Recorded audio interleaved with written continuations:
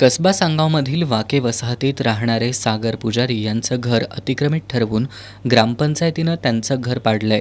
सागर पुजारी आणि त्यांचे कुटुंबीय ही कारवाई संकुचित जातीयवादी विचारातून झाली आहे असा आरोप करतायत. घरावर निळा झेंडा लावणं, आंबेडकरी चळवळीची गीतं लावणं यामुळे आपल्यावर ही कारवाई झाल्याचा पुजारी कुटुंबियांचा आरोप आहे. ही कारवाई बेकायदेशीर ठरवत आपल्याला नुकसान भरपाई मिळावी यासाठी प्रशासनाकडे पाठपुरावा करणाऱ्या पुजारी कुटुंबियांनी अखेर 29 जानेवारी रोजी उपमुख्यमंत्री अजित पवार यांची कोल्हापूर जिल्हाधिकारी कार्यालयात बैठक सुरू असताना कार्यालयाबाहेर आत्मदहनाचा प्रयत्न केला. यावेळी पोलिसांनी आत्मदहन करणाऱ्या पुजारी कुटुंबाला रोखलं. यावेळी जिल्हा प्रशासनाकडून पुजारी कुटुंबियांना मिळालेल्या आश्वासनाची पूर्तता झाली नाहीच. उलट 13 फेब्रुवारीच्या रात्री सागर पुजारी यांना जबर मारहाण करण्यात आली आहे. त्यांच्यावर सध्या CPRमध्ये उपचार सुरू आहेत. ऑल इंडिया पॅन्थर सेनेचे राष्ट्रीय अध्यक्ष दीपक केदार यांनी CPRमध्ये जाऊन पुजारी यांची विचारपूस केली. मारलं दादा मला कमरत पाठीत दगड घातलीत उचलून 7-8 जण धरलीत मला एकदम नरडावळी एकटा काय करणार दादा मी. यावेळी केदार यांनी पुजारी यांच्यावर योग्य पद्धतीने उपचार होत नसल्याबद्दल वैद्यकीय अधिकाऱ्यांना धारेवर धरलं.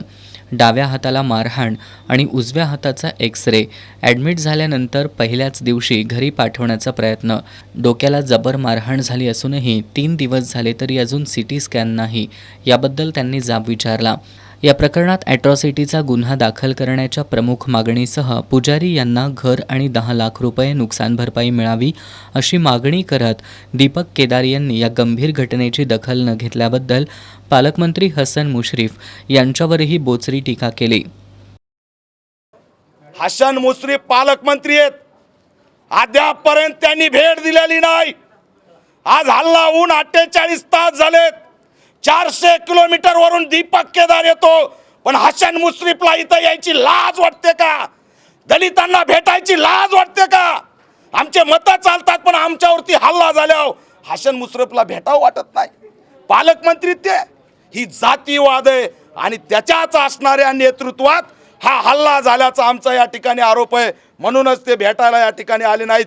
त्यांची जबाबदारी आहे की गावामध्ये जर अशी कारवाई होत असेल, गरोदर महिलाला जर बाहेर काढलं जात असेल तर तहसीलदारावरती कारवाई झाली पाहिजे होती, पुनर्वसन झालं पाहिजे होतं, सामाजिक सलोखा राखला गेला पाहिजे होता, SP जिल्हा अधिकाऱ्यांनी गावात जाऊन भेट द्यायला पाहिजे होती, शांतता कमिटीची बैठक घ्यायला पाहिजे होती. जी तक्रार यांनी दिली त्या तक्रारीची जर काळजी घेतली असती तर आज सागर पुजारीवरती हल्ला झाला नसता. यापूर्वीच सागर पुजारी यांच्या तक्रारीची दखल घेतली असती तर आत्ताची ही घटना घडली नसती.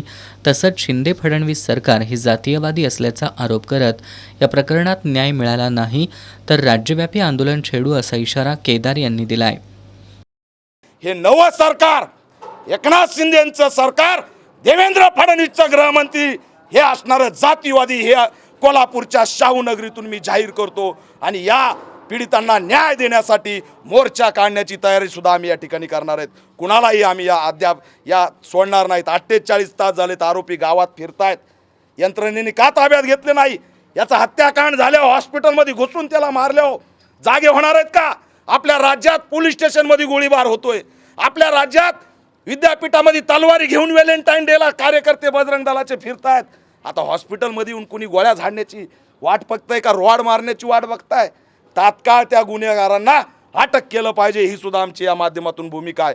शाहू महाराजांच्या कोल्हापूरमध्ये जातीवाद जो उभा राहिला आहे त्याला मोडीत काढण्यासाठी पॅन्थरची आता कोल्हापूरमध्ये एंट्री झालेली. दीपक केदार आणि ऑल इंडिया पॅन्थर सेनेच्या पदाधिकाऱ्यांनी जिल्हा प्रशासन आणि पोलीस प्रशासनातील अधिकाऱ्यांची भेट घेऊन पीडित कुटुंबाला तात्काळ न्याय देण्याची मागणी केली. यावेळी ऑल इंडिया पॅन्थर सेनेचे महाराष्ट्र प्रदेशाध्यक्ष विनोद भोळे, प्रदेश सचिव बाळासाहेब शेंडगे, सरचिटणीस जितेश जगताप, कोल्हापूर जिल्हाध्यक्ष चरणदास कांबळे, सांगली जिल्हाध्यक्ष गिरीश सरजे, वंचित बहुजन आघाडी जिल्हाध्यक्ष संग्राम कांबळे, प्राध्यापक कपिल राजहंस, माहिती अधिकारी देवदास कांबळे, सम्राट गोंधळे, सलमान नायकवडी, प्रणिता धनवडे यांच्यासह पुजारी कुटुंबीय आणि त्यांचे नातेवाईक उपस्थित होते.